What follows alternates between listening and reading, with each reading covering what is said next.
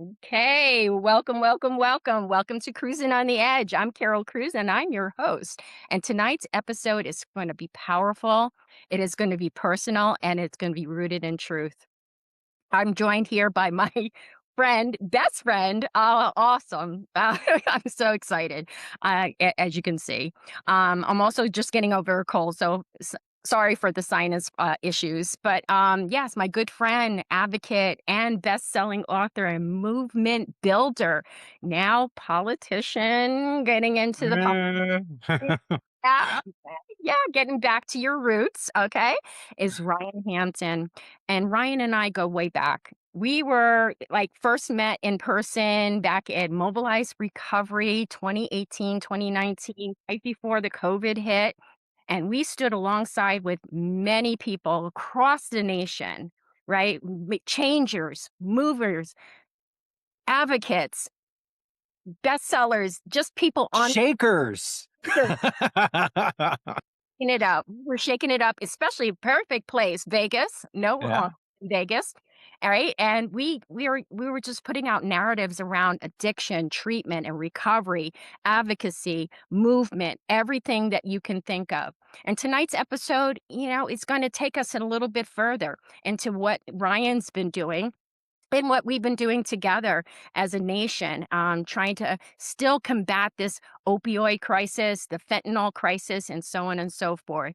Nothing about us without us, activism, truth telling, and real solutions. And there's no one else that embodies this message than Ryan. Ryan is a national recognized recovery advocate, best-selling author, speaker, and one of the most influential voices in America's addiction and overdose crisis. In recovery from over a decade from opioid addiction, Ryan has spent nearly 10 years mobilizing communities, shaping policies, and changing the stigma, prejudice, and systemic failures that keep people from getting help. He has helped launch the U.S. Surgeon General's first report on addiction, advised the White House and Congress, and has been featured on 60 Minutes, which I saw, NPR, the New York Times, I'm sorry, MSNBC, and more. As the founder of Mobilize Recovery, Ryan has trained more than 10,000 advocates and helped distribute over 950,000 doses of naloxone nationwide. His books, American Fix, Unsettled, and Fentanyl Nation, expose the truth behind the industry, corruption, legal injustice, and the pathway forward for real evidence based solutions. Ryan lives in Nevada with his husband, Sean, and their boxer, Quincy. And now he's taking the fight by running for Nevada's Democratic Assembly District 9. This conversation is about stigma, power, justice, and lived experience. So let's take it away, Ryan. Hey, Amazing. I'm hey. so happy to be here. Oh, such a great way to wrap up the day, but also just to be able to spend some time with Cruz. I love it. Cruzin, right? And with that, I got That's my name right. Cruzin from Miss K, and she was my Yeah. first person that I had on the podcast. And actually, I interviewed her in my hotel room there in Las Vegas. That first conference that we had, that non-conference, as every The unconference. Yeah. conference, Yeah. so let's dive right deeply into the personal Ryan and the whys and the evolution that you have created through your lived experience. Ryan, what is the moment you realized that advocacy was your life's work? It's such a um deep question to unpack. I think there's been multiple moments for me. I didn't and I think there's been like multiple moments that have taken me in different avenues to try and like find my place in the world, if that makes sense. Like what I thought advocacy was in 2015 and 2016 versus like what I see it today are night and day, honestly.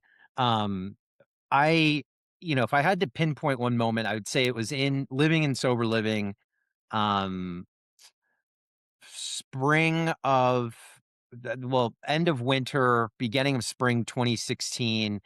And a friend of mine, a roommate of mine, who died of an overdose in the house. And I, at the time, was driving Uber. I was one of the peer house managers. Um, I had not gotten vocal at all. I didn't know anything about anything other than sober living and Alcoholics Anonymous. That was it. That was like my world. Um, I didn't really foresee, much possibility in my life other than, where I was at the moment. But I think when my friend had passed away, um, I got angry and I kind of just fell into this work. It was really it wasn't it wasn't as much it was I had lost friends at that point, several of them already, and it was as much his death as it was the response to his death from people, and how he was treated and the circumstance was treated. It was, you know, put onto him that he died, and it was communicated to me and to my peers that it was his fault, and this is just kind of what happens. And I've told this story, different versions of this story, multiple times. Um, what led up to it, what happened after it, but really in that moment was he was seeking help at a hospital, that he had walked to that night. He was turned away at that hospital and told there was nothing that could be done for him. He wasn't seen by a doctor. He wasn't triaged. Uh, he had a nurse or a physician assistant that had given him some crisis hotlines he could call the next day. And he left that hospital in the early hours of the morning and, yes, made a conscious decision to use and died. Um, but it didn't have to be that way, right? And when we found out at the sober living, when we were told that this happened, it was presented as his fault. Like, this is just kind of what happens. And that was like a moment of real deep frustration and reflection on my part. Um, and I was angry and I didn't know what to do with that anger.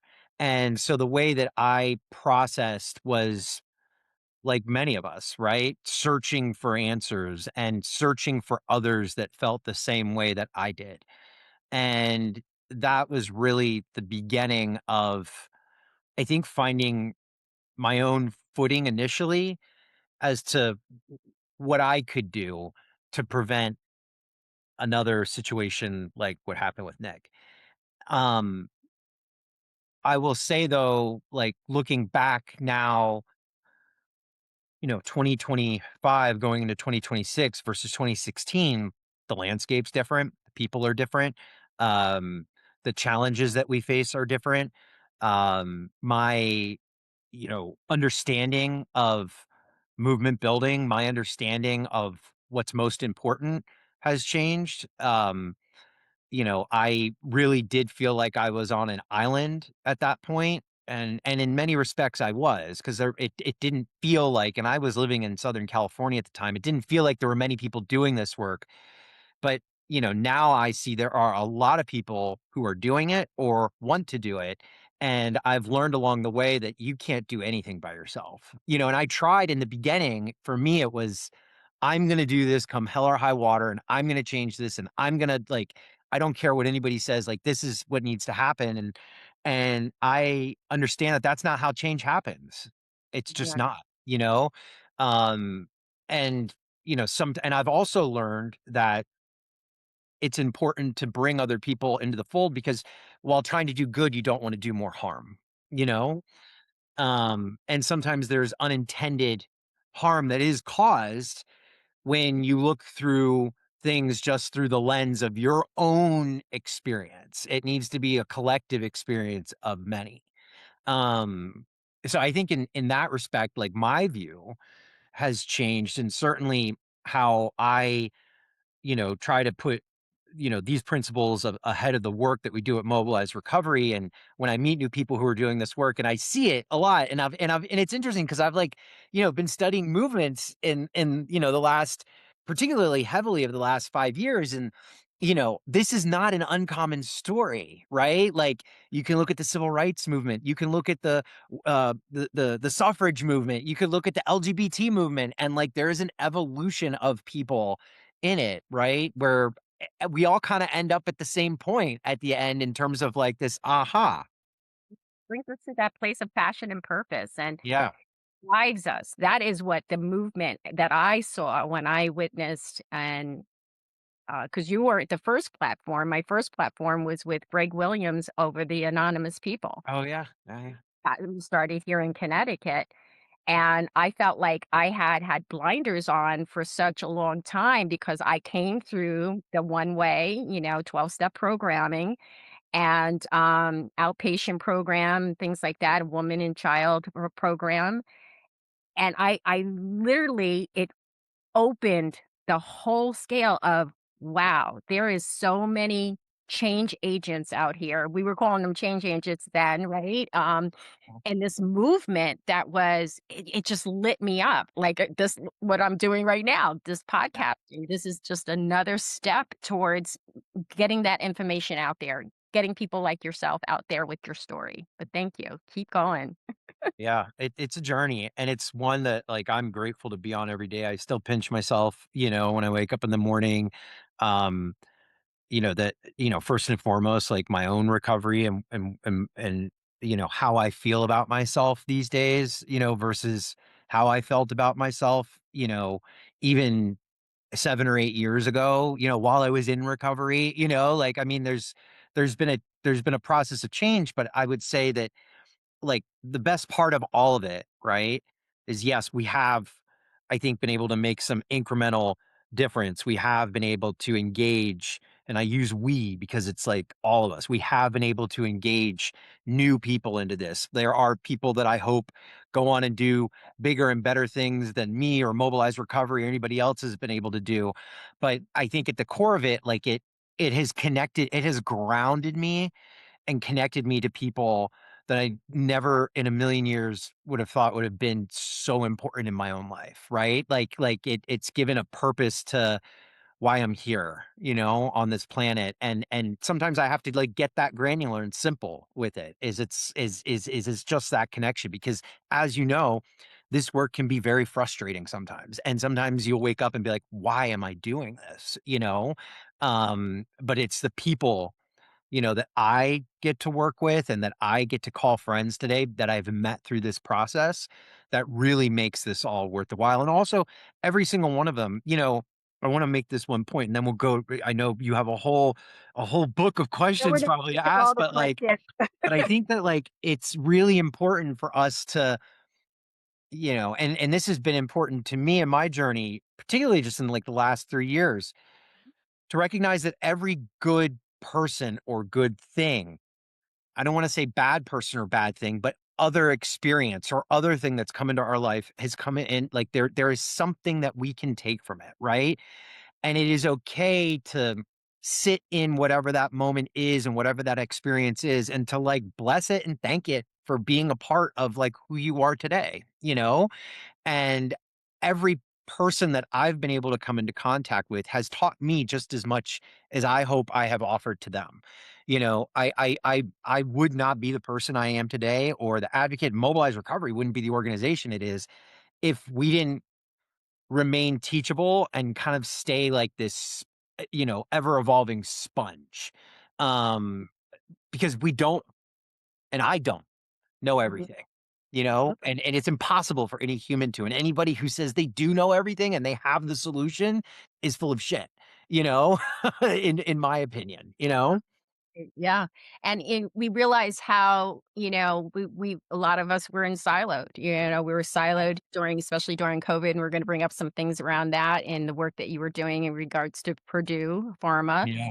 And, when I think of these little silos, and we see that in the treatment, we still see it in the treatment field. As I came in as a recovery coach and in my baby days, I was extremely surprised. Yes, I feel like I was one of the lucky ones to be able to access the outpatient program for women and children, but it was the one and only in my area, in my district. There wasn't many of them 30 years ago. There's quite a few that I can honestly say that part of my lived experience helped bring that grant dollars into fruition and brought those programs together.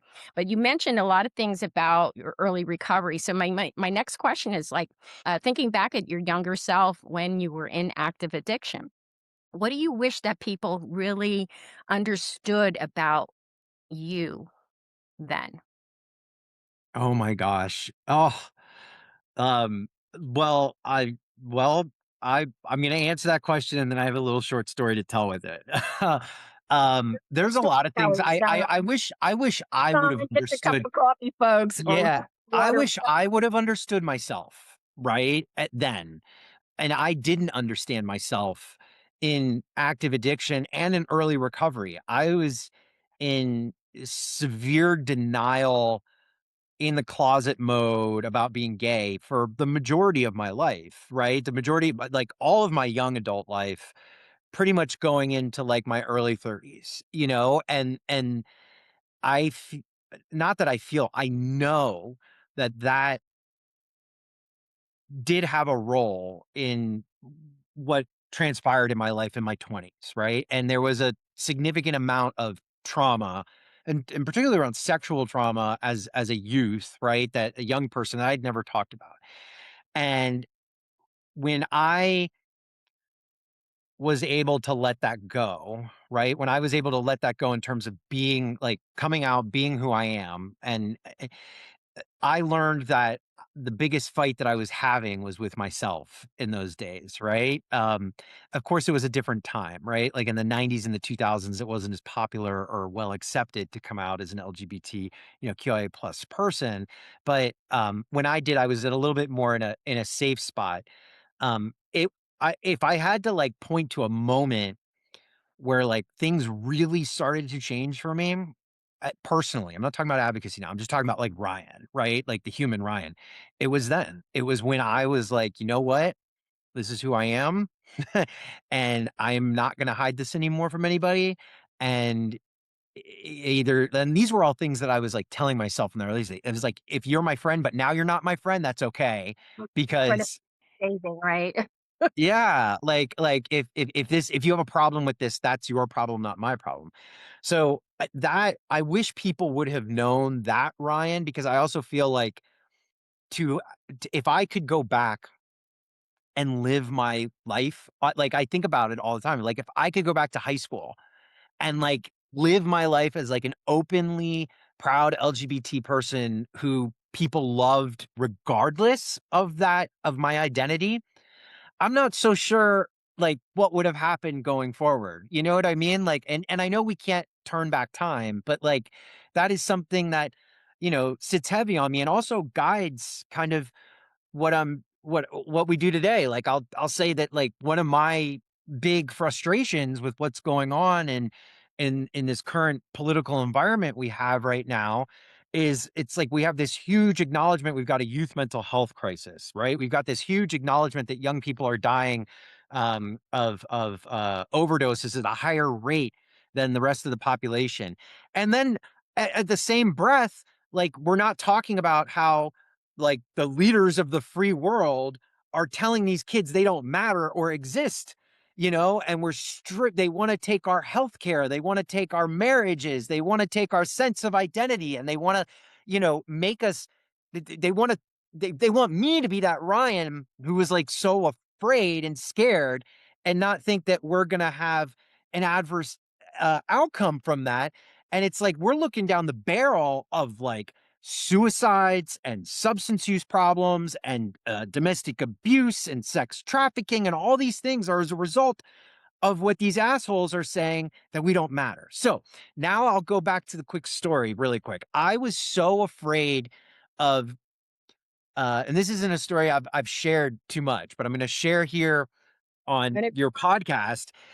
I was so afraid of letting people know that I was gay when I was writing American Fix. And I was writing American Fix. It came out in 2018. I was writing it in 2017. Um, Garrett and I had there it is. Garrett and I had just moved into an apartment, and I had just started writing the book, and I was Foster, who you know, and a dear friend of mine, non-binary trans person, just the most beautiful person in the world. Foster was helping me with the so writing, and Foster and I were talking about. And Foster was saying, Ryan, like you're like, if you're gonna write this, like you should be like, this is something you might need to consider writing about. And I was like, oh, I can't, like, I can't. And Foster's like, well, let's just think about what it could sound like and get some ideas on paper. And so I wrote this piece about very subtly, just like in I think it was like the third or fourth chapter, like talked about how hard it was being, a gay man in Miami, right? And like the party culture there and being like in the closet. And it was like like a paragraph. And I wrote it and I put it in the book and I said, you know what? Let's do it. I'm going to put it in there. The best part about this is though, is I don't have to think about it for another year because it's like a year until this thing hits the bookshelves. So the book gets like into production, they're getting printed, like I had pushed this envelope like to the end. I was like terrified of telling people. And Garrett, knew, like, I had come out to Garrett, like, earlier because I like, that was, like, coming out to your brother, he was like and he just, like, he was like, "Okay, fine, like, whatever, and fuck anybody who has a problem with it," you know? And, or I think he said something along, it's like, "If somebody fucks with you or gives you shit, they're gonna have to deal with me," or something like, something very endearing, like or something like that. to give you he's gonna stand up for you, absolutely. Yeah, yeah, yeah. He's like, "I'll fight them." And, so it's like 2 weeks from publication day, and I'm freaked out because, like, all these guys from my sober living, all these people in, like, my recovery community that, like, I had put on this front of being, like, this very, like, asexual, but, like, straight person who just doesn't really, mess with girls and, like, is just very focused on their, you know, ambitions and stuff and every excuse in the world to not have a girlfriend. And I'm like, "Okay, I'm gonna have to shit, I'm gonna have to tell people." Like, for people I have, like, really good friends of mine. And, so I decide I'm gonna do it in person, and I have the book with like, I already had the preview copies of the book. And so I get in my car, and I drive to a house where a bunch of them lived, and I was like, I made it this huge deal. I was like, "I have to talk to you, like, I just need a few minutes," and they're like, "Okay, like, whatever it is, like, fine," and so they meet me outside the house, and I'm like, "Here's a copy, you get one of the first copies of the book, and I have to tell you, like, something that's in there, you're gonna read it, and, like, I wanna tell you in person." I'm like, "I'm gay," and they're like like, "Okay," and I'm like, "No, like, you don't understand, like, I'm gay," and they're like and my friend Jimmy, like, just laughed, he was like he's like, "You literally, like, set this whole thing up to tell us that? Dude, like, we thought you were, like, something was really wrong, like, A, we all know and we don't care, you know what I mean? And it was just like, I was just embraced with, like, so much love and acceptance and understanding that I felt there was a part of me that, like, grieved the younger Ryan because I wish I would have had that same experience, you know? But it has been like, being able to be that person and being able to, like, fall in love with Sean and, like, being able to, like, have an open marriage and being able to, like, I put something on Facebook yesterday, like, talking about, like, equality, like, no exceptions, and, like, standing up for my friends like Foster who are, like, some my trans friends who are afraid to get on planes these days, and, like, watching these, kids, who are, like, so incredible and full of promise and talent and, like, I see as like the next generation of like movement builders being told they don't matter. And like, I feel like that is as much as my calling as like standing up for recovery. And in fact, I don't believe I can say that I'm standing up for recovery unless I'm standing up for them too. Right. Oh my god, everything that you just said is beautiful, and it's interesting that I highlighted a part in your book, and I'm gonna read a little bit of it real quick. It's, in the first chapter. Um, "Did my sexuality predispose me to addiction? I don't think so, but I do believe that we are all only as sick as our secrets." Mhm. Just gonna jump down to the bottom because this is where I identify as a person of color, but unfortunately, I couldn't hide who I was. Right. Right. The anxiety and the depression that went along with growing into my sexual orientation did present vulnerability to addiction. The LGBTQ plus people experience addiction much higher rates than non-LGBTQ plus people. We're likely to seek help from our problems with drugs and alcohol. And then just this last part that I wanted to read. After all, it's not what happened to you, it's how we deal with it. And on that point, and I know I'm going like my ADD brain's taking us like on a sharp right turn here, but we're going to do it.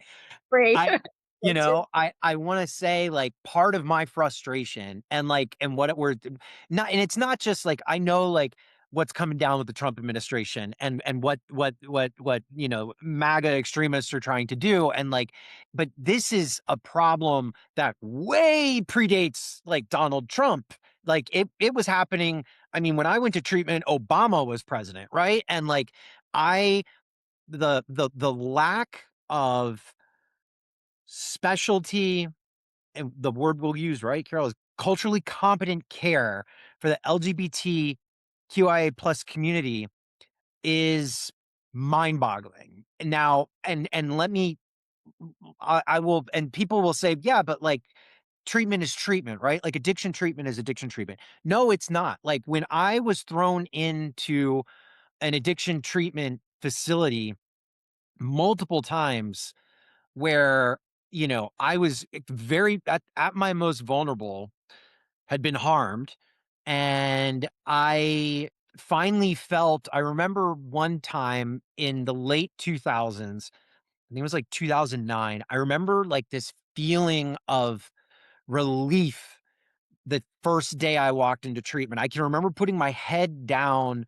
on the bed at the detox being like, "I'm safe, and, like, I can do this," and, like, I had gotten dosed with, like, methadone, and I was like, "This is I'm Ryan's gonna do this," and I remember talking and, like, making friends and bonds with people as we do, and it was a all-male unit that I was in, and then immediately feeling like this outcast when everybody the culture of the center was like girlfriend this fucking this like what tell me about this experience or that experience and spitballing all this stuff and I immediately found myself like engulfed once again in having to like lie about who I am just to Identity. survive and feel like I was a part of and then completely shut down to be able to even talk to a therapist about it, like, and the question never even came up. It was always like, "So tell me about your home life. Tell me about your girlfriend. Do you have a wife?" And, like, I'm like, "Oh, like, okay, like, yeah, I do have a girl." Like, I mean, it was just like so not that it did more harm, but it certainly didn't help, and I didn't leave treatment a free person inside. When I was able to, like, let go of that and be who I am, like, you know, Mhm. that was the difference for me. Absolutely. You made a really great point, especially on how clinical staff presented themselves to you. And I remember doing a training during COVID, a support training, and in the back, it was actually through John McShin's recovery coach training. And in the back, he has the ACEs, right? And again, don't ask me. I'll post it on, what the acronym for ACEs is, but it's basically a series of questions for clinical people to get a survey of your demographics and your orientations and so on and so forth. And one of the persons that was non-binary taking the course, and she said, "This shit is antiquated. This Mhm. is so outdated." And even going into the first job that I had in a methadone clinic, I realized that this wasn't set up for us. No. This treatment modalities were not set up for this. A lot of them were treatment centers were really based off of the 12-step program, because if you walked into any lunch area or dinner area, that's what you saw on the walls. You saw the 12 steps and the 12 traditions. The H&I would come in, hospitals and institutions. Yeah. And your aftercare was like, get your court card signed or get your, go to this many meetings and 90 Yeah. meetings in 90 days. And everything was not person centered. We Right. hear language now, person centered care, that structure. You know, and so what do you think is, what do you feel is that one of the biggest failures though in the treatment industry today? Oh god. Whoo, okay. We could do like a whole podcast But series on this one, but I'll say, to one of the biggest failure is, I would say, of the treatment industry, but of like the larger healthcare spectrum, right, is the inability to bring treatment into the 21st century, right? Which mean and I'll put that as a big bucket, right? That means evidence-based treatment, that means culturally competent treatment, that means multiple recovery pathways, that means for me, being able to bring treatment into the primary healthcare setting, right? Where people, it's costs, right? It's ridiculous that, still today in 2025 going into 2026, when people somebody says addiction treatment, it's still synonymous with like Sandra Bullock in 28 days, right? Like that is not that it does not have to be that way, right? Like it does not have to be that way. like intervention and all those Right, or intervention. Like, I mean, we now know that like substance use disorder happens on a scale like many chronic diseases do, right? Like there's levels of severity. Like, yes, for some people, inpatient may be absolutely necessary and the best option for them. For some people, inpatient is not a good decision whatsoever, right? Some people it's outpatient. Some people can get treated with simply just buprenorphine or Brixadi or Sublocade or Suboxone, and they can do it from home, right?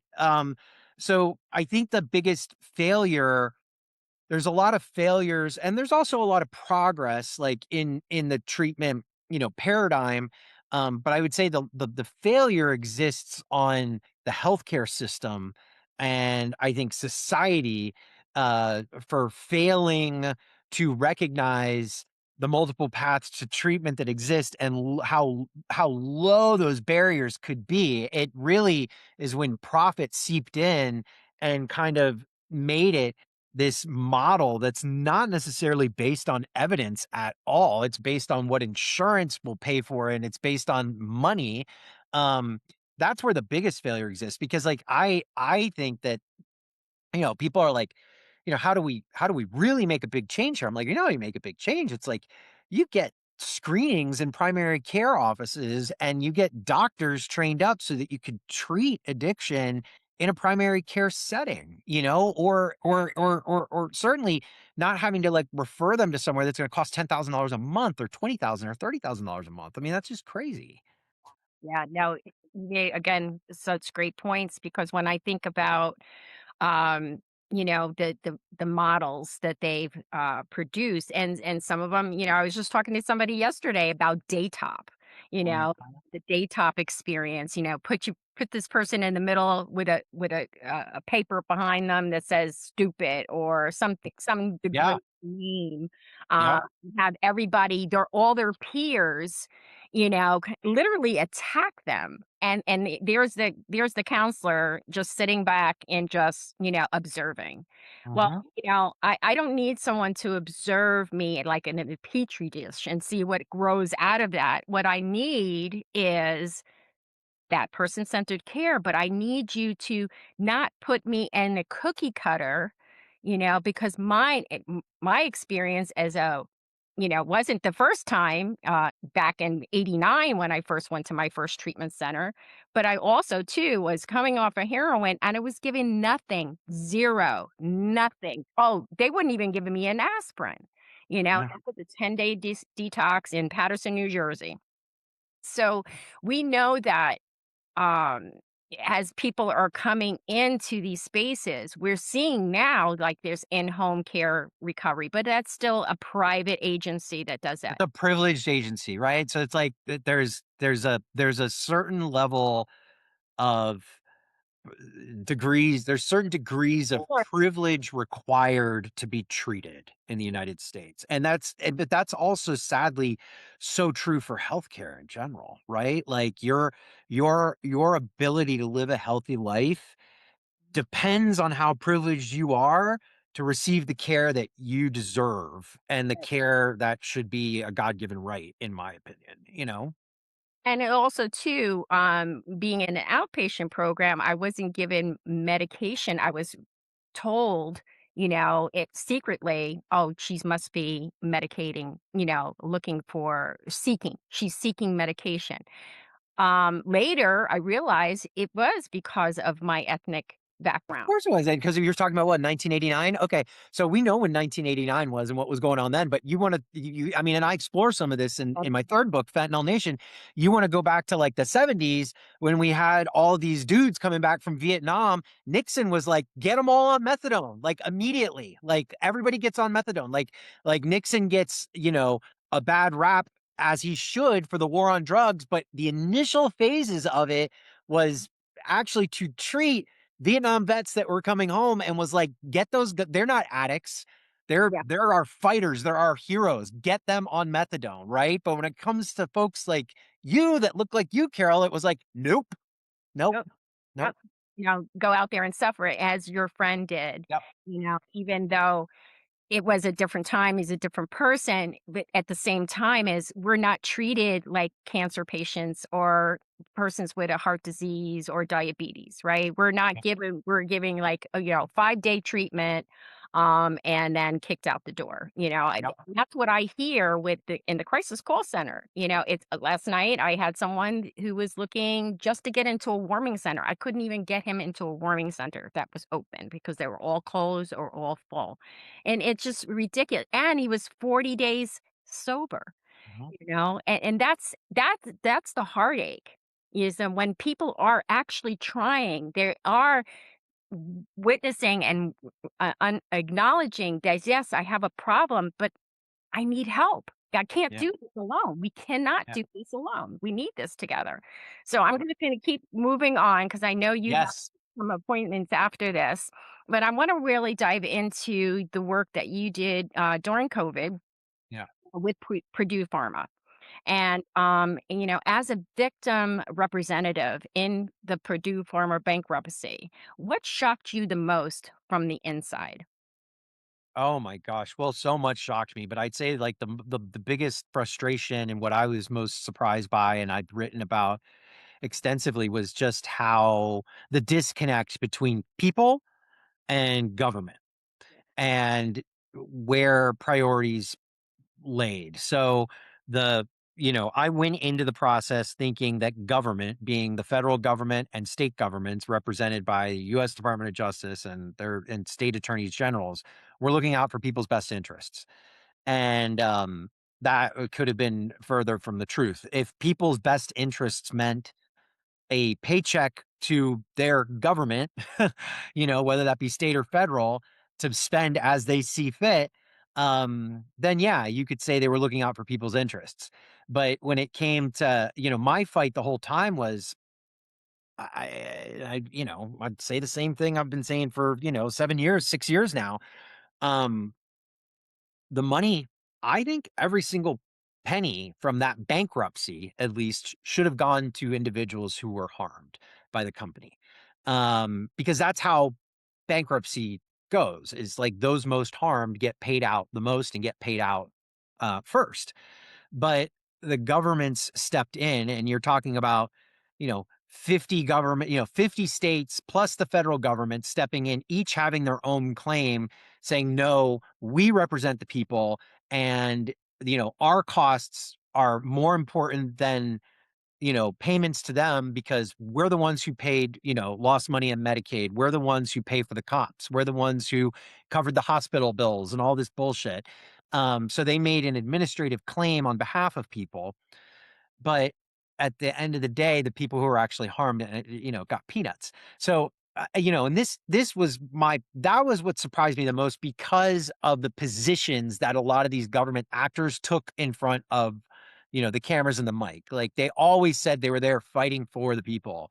And that was all bullshit. Like they were fighting for themselves. They were fighting for name recognition for their next election. They were fighting because it looked good on TV, and they were fighting because they were going to backfill things in the states where, they had lost revenue. And we're starting to see some of like our big fears coming true, on how some of these dollars are being spent today. And to the comparison though was, people will say, well, what's wrong with the states and the federal government getting money? There's nothing wrong with them. They should get money, but there's a lot of other ways for them to get money in other lawsuits where they are the only plaintiffs allowed in the case. Like the Purdue Pharma bankruptcy was the only venue really where individuals had the ability to file a claim as part of a class and have some power to actually get a chunk of money that they could share. And in any other bankruptcy, and I use this analogy, like if, let's say like in Boston, Massachusetts, if there was this rogue chemical company, and they were violating all sorts of safety rules. And as a result of them violating the safety rules, and they were money hungry, and so they cut all these corners to do this stuff, and they knew that they were cutting corners. And one day, the chemical company, something explodes and the chemical gets everywhere and covers half of Boston. And like, 50,000 people end up, harmed or with cancer, or many of them die or something like that. And they go and they say, we're going to sue, the chemical company. And the chemical company has to go into bankruptcy because their liability is so high. Do you think the attorney general of Massachusetts is going to step into court and say, pay me before you pay them? No, not at all. But they could get away with it in this because they could make the claim that we did this to ourselves, right? And then the state had to pay for our actions, and so like that was what was most surprising to me, is what they were saying in the forefront versus what they were fighting for behind closed doors was night and day. And it was one of the reasons I wrote Unsettled, and I wrote Unsettled in real time from a place of extraordinary frustration in the middle of COVID while the case was going on, because it was my only outlet. It was my only outlet. And I knew, yes, the bankruptcy system sucks. And it is a greedy capitalistic system that it is built upon that favors corporations over individuals. But at the same time, my fight was that these people that are elected to represent us, Republicans, Democrats, I don't, party had nothing to do with this. They were equally like, locked in arms to screw victims the whole They time. did. Yeah, it was, I felt that if we didn't put it out there, um, the history will repeat itself. And, the book is as much about the bankruptcy system as it is about Purdue, because I sat out to write the book about Purdue and about how evil the Sacklers are. But I really discovered in the early on in the process, of me representing victims, that yeah, the Sacklers are evil, but like really what this fight is about is where's their money going to go? Because that's what we're fighting for right now, is we're fighting over money and a melting ice cube of money, the longer it goes on. And they didn't want anything to do with victims. They didn't believe that we deserved a cent. The addiction recovery treatment field is a multi-billion dollar industry. 35 billion. Yep. Multi-billion. Yep. Ooh, oh my goodness. I know we only have a couple more minutes, so I'm gonna like, point my Let's finger do towards it. Let's do a rapid the rapid session. questions. Yeah.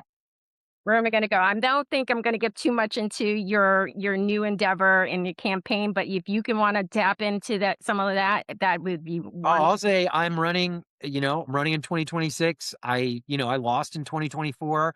I also, though, I thank God for the people in my life and like my own recovery journey, because like I've also learned that, like, when things like that happen, you pick yourself back up, you keep going. I didn't plan on doing it again in 2026, but literally the moment that Donald Trump was sworn into office, like those first couple of months and what was transpiring, I don't care if the district is heavy Democrat or heavy Republican.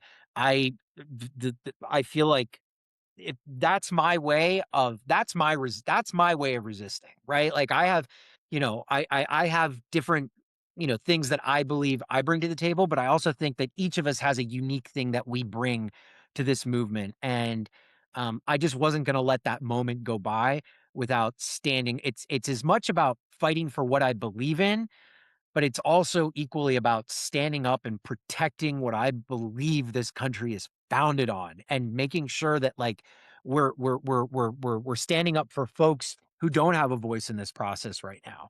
Um, and again, it's out of a lot of hope for what we can do, but there's a lot of frustration there too, because I think that there's something we all can do. And not everybody wants to run for office. Not everybody wants to start a movement. Not everybody wants to start a podcast. For some people, it could be just as easy as talking to your sister or your brother or your mother. Actually, that's the most impactful way, is talking to people in your own circle. But for me, I was ready to stand up and fight back. And this is the best way I know how right now. And I'm going to give it my all. And you know what? I am completely in a place of acceptance around it, of, you know, it's an election. Somebody's gonna win and somebody's gonna lose, but I'm gonna fight like hell, you know? And you get a message out there that it's uniquely yours Yeah. and that others still haven't heard, right? Yeah. And also the work that you have been doing over these years and all the time that I've known you is always that passion. You've always been passion driven, and especially now. It's so important because everything is breaking news, and it's not any good news. We're hearing mainstream media meets streaming media, Yeah. independent media, and there's a fight around that. When our listeners are going to see this podcast and feel they're overlooked, especially in these times. Because we're so inundated, we're coming up with the holidays. I know Christmas is your favorite time of year. I haven't got my tree yet, but I have my friend coming over a couple days to help me put up a little tree. But what would be the first step into advocacy that you would suggest for people? Like you started to say, if you just do something, talking to somebody, but Yeah. what is your go-to? What would you be your go-to? I have learned what, again, like, and this is like the journey of an advocate, I guess, or journey, like my Ryan's journey at least. Um, and I think I've heard this answer from other people. I would say, if find your empathy for others with those you agree with and disagree with. You've got to find empathy for yourself, but for others. If you don't have a sense of empathy, you have no business being an advocate. And I think we have seen a lot of people Who's who there with? lack empathy, who get into this field, and we quickly realize it's not about us, it's about them, you know? And they're running an advocacy campaign based on them. And that's okay, but that truly I don't believe truly speaks to the values of what an advocate is. Like I always say, like, the first step for somebody is find your empathy, and once you have that sense of empathy, like, then you're ready for the next step, because I feel like even storytelling, you've got to find some sense of empathy, right? To be able to be a good storyteller. And part of advocacy is being a storyteller. Like that stories move people, right? They move people into action. And you know, I've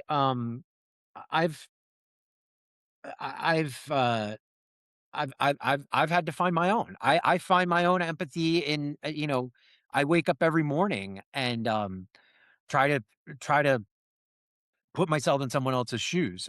I get, you know, phone calls from people sometimes and I can feel like the rage of like, "Oh my god, are they like again? Again?" I'm like, "No, it's not again." Like you are like you just be grateful to be of service right now and like be able to like put yourself in that other person's position and you can still have boundaries while being empathetic. That's the thing. Like you can still be kind, you know, and I've found it is the most important tool in this work, and I think that that's the first thing you've gotta do. You know, I learned my first advocate job was first for me, right? Advocating for my own self and my needs and for my newborn, who is now 31 and the dad of triplets. I can't wait till you get to see them one day. Uh, Either. but also teaching him how to advocate for himself when he went off to college. And I think that's what I think about my mentor who passed away during COVID, Art Woodard. Art, yeah. Always teach, do, repeat, do, we need to be doers, teachers, and right. We just have to keep repeating You have that. to keep repeating, and you know, some people have disagreed with me on this vehemently, and I understand why, because of the harm that is happening. I, though, have done like a mini social experiment, and we've talked about this, like mini social experiment with some people, and I realize, and I'm gonna talk politics for a second. I'm gonna talk about Trump, you know, and Trump supporters. Um, Trump MAGA, extreme MAGAs. I'm not talking about the politicians. I'm talking about the people on the ground who voted for the guy. Mm, Don't parties, I see. Mm, Yeah, they don't show up like that though in a vacuum, right? Like this didn't just happen to them.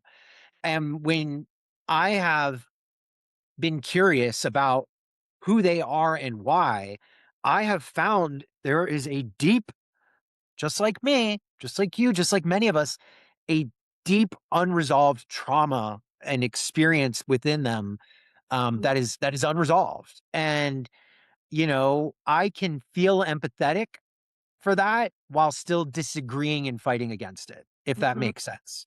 absolutely. And, you know, and I have found that to be a good quality in doing this work and trying to and more effective for me to fight for the cause or against a cause than against a person who really holds no power other than their vote.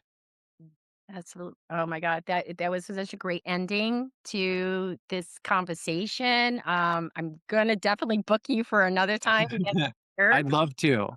Absolutely, because there's just so much richness in what we're both talking about and how we're, even though there's times we're in separate directions. I remember the call to action during COVID when we did online COVID Yeah. this time, and trying to bring folks that look like me, starting the inclusivity caucus again. That Yeah. opened and broadened my view and learning from others. And I believe that it's doers, learners, and teachers, right? And repeat, if I'm not open to learning about you, I don't have to accept everything. I don't have to agree upon everything. Right. I do need to have that sense of respect and dignity, respect. If I want dignity and respect, I have to also provide it. But I also learned how to call you out when I need to Right. call you out, and I need to Yeah. call you forward.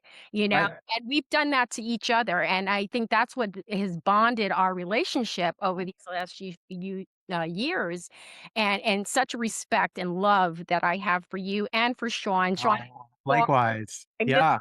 and I love everything. I gotta get out to Vegas.